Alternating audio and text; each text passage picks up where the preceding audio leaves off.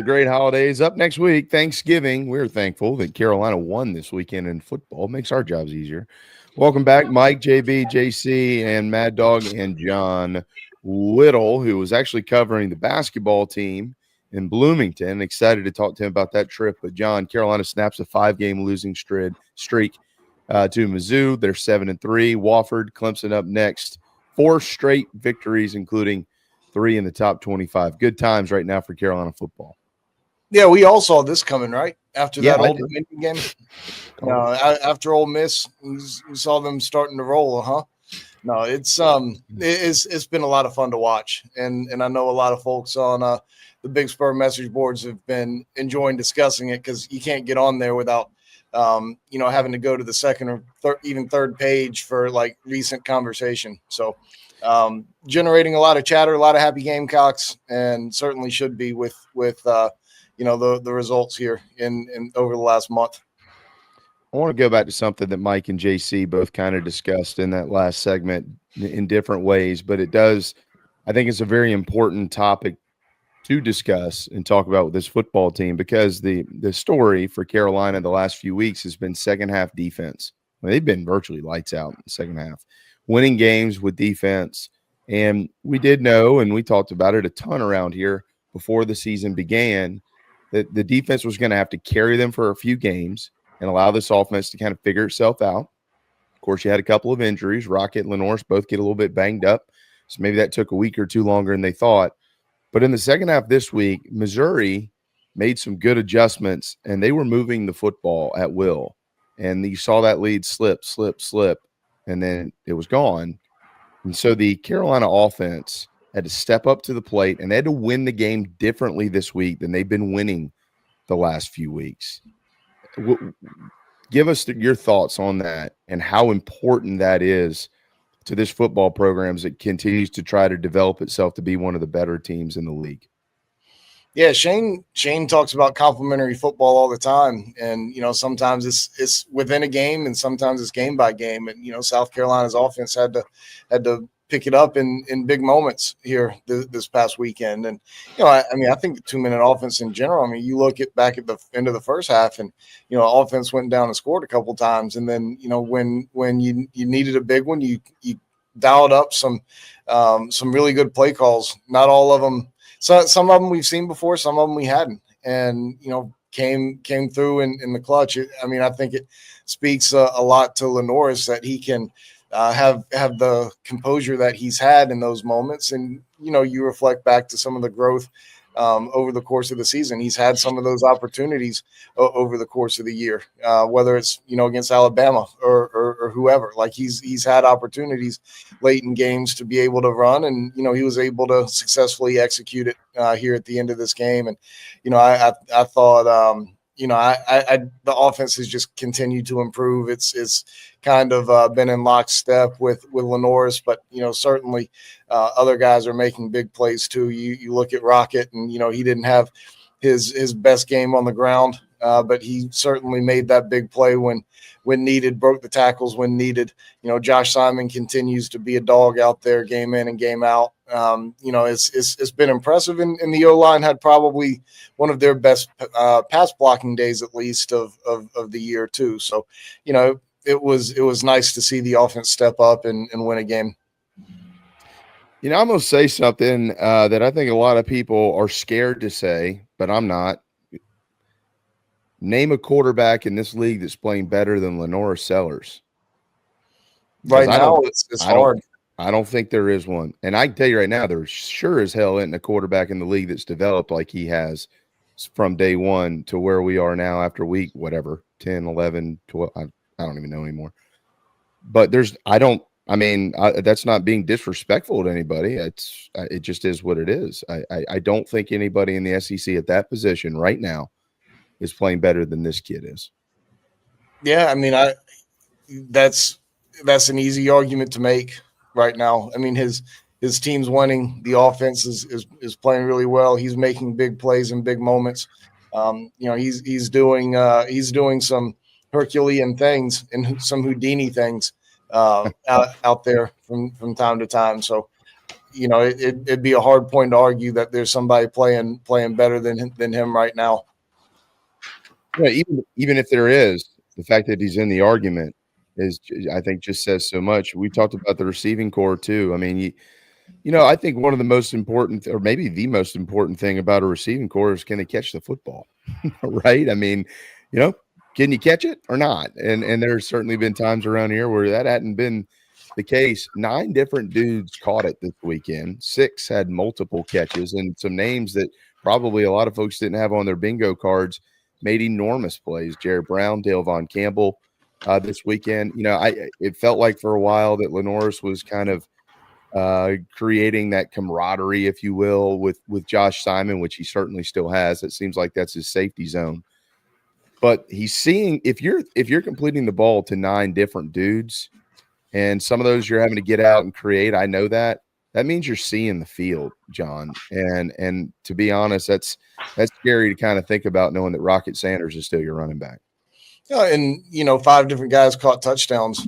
Didn't mention that. I mean, all 5 touchdowns were to different guys, and there were 5 or 6 guys who had 3 or more targets in that game. He's, like, to your point, like he's been able to see the field, spread the ball around, and a little bit of credit to Dowell Loggins too for having play calls for him to be able to spread the ball around to different guys. So, it all goes kind of hand in hand, but Lenoris has been phenomenal. And, back to the last point, whether somebody out there thinks there's a guy playing better than Lenoris Sellers out there or not, South Carolina Shane Beamer wouldn't want to trade him for anybody out there right now. I'll make this point too. Final drive of the first half for South Carolina. Not the final drive of the first half, because Missouri did get the ball back. But final drive of the first half for the Gamecocks, there's 1 minute and 27 seconds on the clock. 5 plays later, they're in the end zone. And the final drive of the game for Carolina, obviously besides the interception, they've got 1 minute and 2 to get down the field, and they get down the field, and they're in the end zone, and they win the game. So you're talking about 2-minute drives, quote, but really 1.5-minute drives. Lenoris Sellers takes them right down the field, and they get 14 points out of those 2 drives. John, what's that tell you? Yeah, I mean, 47 seconds, 6 plays, 70 yards. I mean, like, it was perfect. It was flawless. It was certainly helpful to have all 3 timeouts in your pocket, so that you've got some comfort there. You can call what you want, and you don't have to rush. Like, you can, like, that's helpful, and that helps, I think, keep the quarterback a little bit poised. But he just walked down the field, and they executed. Everybody executed. Like, Lenoris stepped up in the pocket, into a good pocket, to hit Campbell for that big play. Everything just sort of clicked. I mean, everybody played their best football in that moment. Where should they be ranked tomorrow night? It's a great question. I'll be interested to see how much the committee wants to move things around, based on how teams are playing. Maybe I'm wrong, but I obviously South Carolina's playing great football. I think for them to have made a big jump, they probably would have needed to win that game in a little bit more convincing manner.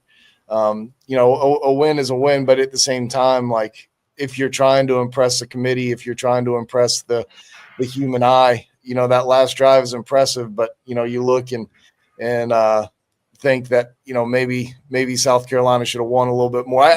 I'm not saying that South Carolina is going to drop or a bad win or anything like that. I'm just not saying. I'm just saying I'm not sure if that win moves the needle enough to make the committee, have them have a big jump. And they're going to have to do that at some point, I feel like, to be able to get into that playoff. But I think South Carolina is playing some of the best football out of anybody in the country. Like, if you were to ask me where I think South Carolina should be in the playoff, I'm thinking in that 12 to 14 range, at least. I don't know how many of those teams are playing better football than South Carolina that are going to be ranked ahead of them tomorrow night. So, I don't think they're going to get into that 12, 13, 14 range. It wouldn't surprise me if they just went up a notch or two. But, I think that they should be in that low teen range. Well, there are some factors here. Number one, I mean, I know Clemson won. I don't know what the hell happened at the end of that game. The quarterback, the Klubnik kid was trying to run out of bounds. They just didn't tackle him. He just kept going for a touchdown and won the game, but it was a horrible football game. I mean, it was ugly from start to finish. There was like 100 penalties in it. So you wonder, will they jump the Tigers because the win was in Pittsburgh? I don't know if they have the kahunas to give Carolina that advantage or not. Stanford, I said this last week, got a couple eyebrow raises. I was right. I thought that was going to be a strange day out in Palo Alto. Louisville loses, so they're going to fall behind Carolina. Washington State lost to New Mexico. They'll fall behind.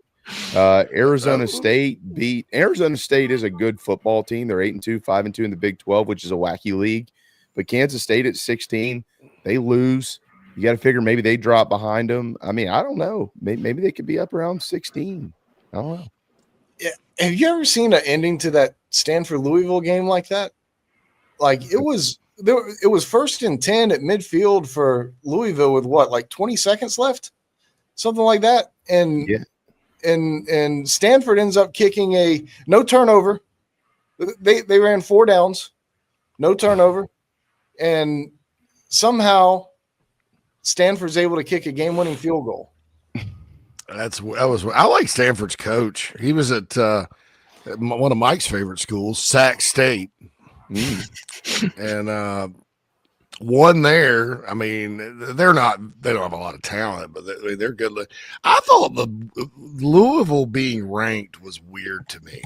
I was like, it kind of made me. That was the one. Well, they were like top 16, and I'm like, based on beating Clemson at Death Valley, because their 3 losses were good losses. I mean, it was Miami by a touchdown, Notre Dame by a touchdown, somebody else I can't remember, but I was like, these guys are 6-3. They're in the ACC. They lost to SMU by a touchdown. SMU. Okay, so and it was a high scoring game. I think Jeff Brom is a great coach, and I think Louisville's going to be in the hunt. But the fact they jumped up there, I'm like that. Yeah, I was very surprised. But hey, they're taken care of, though.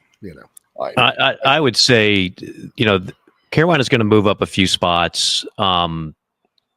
They're clearly going to be the highest ranked 3-loss team, and should leapfrog. I mean, the Big 12. Big 12 is a nice story. It really is, but it's a different level of football. It just is. So if you're a 2-loss Big 12 team and you're ahead of Carolina, if you're sitting there in that committee room, do you really believe on a neutral field against this Carolina team right now that 2-loss Big 12 team would win? Do you really believe that? Or are you just going, well, they only got 2 losses and Carolina's got 3, so conventional wisdom says I got to put – I doubt it. What I think it comes down to, guys, again, barring like Ohio State winning by 50 on Indiana, 4 teams get in from the Big Ten. Notre Dame gets in as long as they don't stub their toe against Army. The Big 12 champion, and only the Big 12 champion, I've been harping on this for weeks now, Big 12 gets 1 team, ACC gets 1 team. So, and then the group of 5, whether it's Boise State, don't sleep on Tulane, by the way. They're looking like a better team than Boise State. Well, that's 8 spots right there, what I just mentioned. Right. So then you get 4 left for the SEC. And here are the teams you're going to be choosing from. Georgia, in no particular order. Georgia, Bama, Ole Miss, Texas, Texas A&M, Tennessee, and South Carolina. Yes. What do you have to? Is that 7 teams, Mike? That 7, is right? 7. Okay. Yeah, 4 teams from those 7. Mm-hmm. That's how I think this is going to unfold. Again, barring mass chaos, and chaos has happened before. That's why we love college football. But you have to see, okay, how many of those SC? That's who you're competing with at this point. The other teams in your league. How many of those SEC teams I just mentioned, of those 7, can you leapfrog to get in the 4 slots that the SEC is likely to get? You need the gold helmets. You need a lot of help. I mean, Vanderbilt and Georgia Tech to beat their in-state rivals, which this year, I can't rule it out. Most years I'm like, well, if you're going to need Georgia Tech to beat Georgia, that's going to be a tall task. But, dude, oh, my. It ain't happening. I'm Michael, telling you right now. I've you seen have little faith. I got more faith in Vandy than I do in Georgia Tech beating Georgia. Georgia reminded everybody on Saturday, hey, don't forget about us. I know. All those good teams are like that. The team that's probably the least deserving of those teams that are the 7 you mentioned is Texas. I mean, it's not a coincidence that they have the easiest schedule and they're the best. They have the best record. I mean, that's very. It's they have name a quality win for them this year. Not living off the win in Tuscaloosa in 2023. This year, what is their best win? It's either at Arkansas or at Vanderbilt, right? Or would you say at Michigan? I wouldn't. Michigan's average is grits. I mean, but to put it into context, it was the second weekend of the year on the road in the Big House, and Michigan couldn't throw the ball then. Yeah, and they can't throw the ball now. I mean, I know, and they got a lot of mileage at Michigan out of beating Southern Cal, and we saw how bad. So I mean, I'm with you. That was probably a pretty impressive win. John, what do you think? It's one of those 3. About Texas. Well, I think that Vanderbilt's beaten Tennessee 6 times since South Carolina's lost to Vandy. That's a good point. maybe Vandy has a fighting chance. That's a great. They like beating the Vols more than the Gamecocks. So, shall I get back on the bandwagon of the kill zone? Yeah, I mean, I don't know. Maybe it was at Florida. Who knows? I don't know.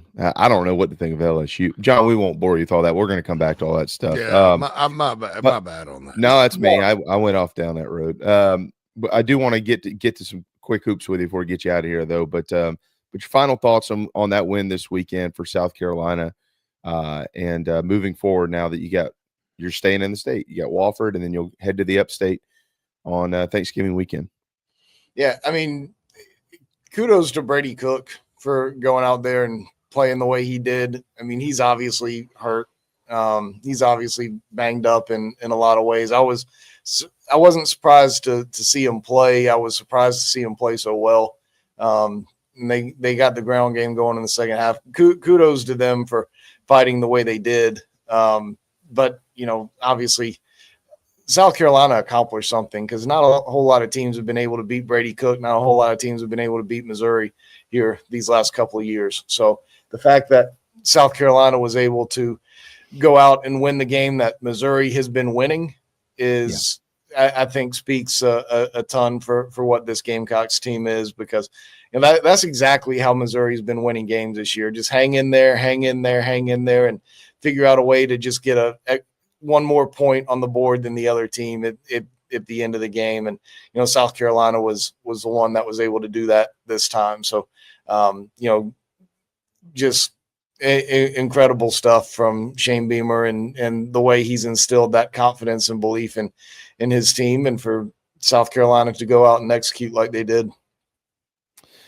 Again, up next, 4:00 kick Saturday, Williams-Brice Stadium. It is Salute the Troops weekend. If you like the tip of the cap to the military, you'll want to be there. If you're not planning on being there, get your tickets. And it's the final home game of the year. They have sold out every home game this year, and Tom Hart did say it correctly Saturday night when Rocket Sanders fell into the end zone. It literally moved, and it also registered like a 2.9 on the Richter scale. You can see for those that may have missed that. I'm clipping that, JB, and making it into a short. I mean, the last word you're going to say in that clip is going to be moved. Yeah, it literally moved. It did. It's over on Rosewood Drive now. If you haven't been to Columbia, oh my God, Bryce tumbled over to Rosewood Drive. I wouldn't talk about the stadium, but go ahead. No, it literally moved. I mean, the kids say that these days. So anyway, go ahead. I don't know what that means. It moved. It moved. It literally moved. And now Jamie's talking about being on Rosewood Drive. I'm just beyond impressed. I'm going to shut up now. John, Carolina Falls 87-71 in Bloomington on Saturday. A lot of folks didn't get a chance to see the ball game because they were out tailgating, getting ready for football. Tell us what happened up there. I mean, 17-1 run early in the game for IU. I mean, is basically what happened in that one.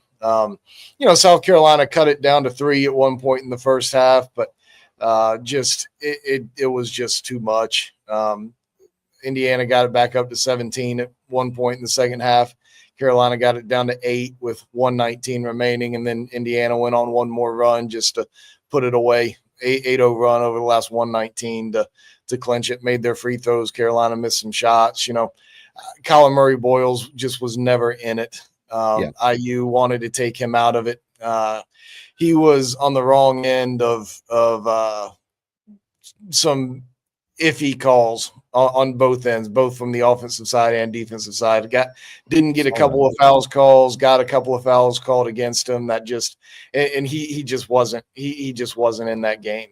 And, that's a big deal when you don't have your best player who's in the game from a foul standpoint, but also in the game from a ability standpoint. But, South Carolina's 2 leading scorers were just non-existent. Jacoby Wright was 2 of 11 from the field. He's been killing it all year. He had 6 points, and Murray-Boyles was 1 of 4 from the field, 5 fouls. He did have a few rebounds, but he was turning the ball over left and right too. I mean, he had 4 turnovers in 19 minutes. So, it was just it was a bad day for South Carolina's best players to pick to have a bad game. And, Nick Pringle was great. Indiana's got an incredible front court. I mean, they got 3 guys down there who are just dudes, and Nick Pringle did a great job. But, South Carolina shot 23 pointers in the first half. They scored the first 4 points of the game in the paint and then just started jacking up threes left and right. And some of them went in, and most of them were good shots, but it wasn't the path to victory the other day. So, I talked to Lamont after the game for a while. He said a lot of what he saw was encouraging, just from the standpoint that, they fell behind big and, stayed in the game, kept it somewhat within shouting distance. And, with the way that a couple of guys played, he was encouraged that some of the others were able to hang around. There were a couple of guys who played really well. I mentioned Pringle. Morris Ugasuk had the game of his life. Hopefully it's not one of those Dwayne Day performances. Dwayne Day dropped, like, Mike, you may remember, I don't know, like yes, 30 against Florida or whatever it was, just shooting lights out, and then you never hear from him again. Hopefully that's not Morris Ugasuk on this day, but it was an incredible experience down up there and at Assembly Hall. I hadn't been there before, never been to IU before. So incredible experience for me from a personal standpoint. When did you drive back from Bloomington? Well, I didn't drive back from Bloomington. I drove back from Middletown, Ohio, where I was seeing South Carolina basketball signee EJ Walker play a couple of high school scrimmage games. So went to Pacers on Friday night up in Indy, Carolina, in Indiana, Bloomington Saturday, and little high school hoops on Sunday morning before coming back last night. Does anybody work harder than you? I may have passed you. Harder than John. me and the crew may have passed you on the highway. Hey, speaking of work, I want to thank you for helping facilitate Will Tippett. What a representative for Gamecock baseball. Kid's gonna have a big year. He's a good kid. Good kid. He did a great job for us on Saturday. I love that guy. I'll just be honest. Well, good. I know that they've wrapped up fall ball and he had another really nice fall this year. Hopefully that success will translate into success this season, this coming year. It certainly did not last year from an offensive standpoint. Thought he played well defensively overall last year, but just didn't carry over offensively. This year he was tops on the team in batting average, second in OPS, and maybe that'll carry over this time around. I hope so. He's going to be playing some first base, it sounds like. So By the way, Well, thoughts and prayers to Daryl Cooper and his family. For those that don't know, Daryl ran the Dugout Club for years. He was as big a proponent of Gamecock baseball as you could find. Daryl was over there at the Sarge and then the new park founders, game in, game out, but behind the scenes did so much. So I saw that on social media. I don't know exactly what the day was, and maybe you guys already covered it. But Carolina lost a great one recently with Daryl Cooper. that's well said. Yeah, well said. Yeah, that was what, Thursday maybe last week, Thursday or Friday, I think, somewhere. John, in I'm there. sure you knew him. Yeah, Covering the team. absolutely. Great guy. Did a tremendous service for the baseball program when, whether it was in good times or in lean times, he was always a fixture around the ballpark. So, certainly going to miss him. There've been several notable Gamecocks who have passed away recently. Too many. Yeah. Too many. I know. I need to lock myself in a closet. Yeah, just great fans who have passed. So it'll be sad not seeing Daryl out there this year. John, we'll get some parting shots here. You're always writing something. So what are we looking for in the Big Spur over the next couple of days? Well, I've been spending so much time in the car here lately. I haven't had a whole heck of a lot of time to write some of the things that I've been doing. There's going to be a little bit more wrap up coverage from Indiana. I gotta get some of the stuff out on EJ Walker and the basketball recruiting class as a whole. But shoot, man, like is interesting and as great as those things are, like it's football time right now, brother. It's awesome. So, I leaned a little bit heavily on Hale and Alex here lately to carry some of that load. But man, these last two games are going to be a lot of fun, and to see how things shake out, over these next 3 weeks to see where South Carolina ends up. So, next week is obviously Thanksgiving week, and I may need to punt me to Tuesday next week as I'm thinking about it, because I'll probably be down in Fort Myers for that basketball tournament on Monday and Wednesday. So whatever you need. Yeah. You have carte blanche. Yeah, I don't know that I want to go down to Tampa for the ReliaQuest Bowl, not because the fact that South Carolina's been down there a few times, but I don't know that I want to go to the same spot twice in the period of a month. So, well, Fort Myers is about an hour. Mike, correct me if I'm wrong. Fort Myers, Naples is it's still west coast of Florida, but you got to drive a little bit past. South of Tampa. Yeah, that's a hell of a long way to go. I don't want to go down there twice. Hey, I tell you what we're going to do with the Big Spur, the ReliaQuest Bowl. Of course, that used to be the Outback Bowl. We're going to bring back like some former Big Spur staffers and send them with you, make you share a room. John Del Bianco, let's go. Let's get him on. I'm thinking photographers and their kids. Jeff Davis. Everybody, dude. I'm just fired up about it. But no. Yeah, all go down and say little spool who's probably 30 years old now. Make it easy. Just so everybody will just all go down and stay in Garcia's compound. Fire his AR-15 from his Humvee. Dude, I don't know if I can survive staying in Lutz with Garcia. I'm getting way too old for that. But it would be a lot of fun. A memory of a lifetime. So, nah, man, I think if they win out, there's a good shot. Now with LSU fading quickly and, just the teams, other than Carolina, who's going to be really interested in the Capital One Bowl? They like Carolina. I think they could end up in. If you went out 6-game winning streak with 4 ranked wins, and that everybody's going to want them. So I think, and the fans, they know the fans will travel. They'll gobble up tickets. Everybody will want them. So. Yeah, but so maybe you may get I like for bowls. I like Orlando better than Tampa, so you may get a reprieve on that little. John, okay, I'll take that. I do feel the need to say, like, South Carolina doesn't go to Tampa or Orlando every year. I think there's just like this big thought that that's where we always go. We hadn't been there since 2017 season. Yeah. Like been there 3 times in the last 20 years to Tampa.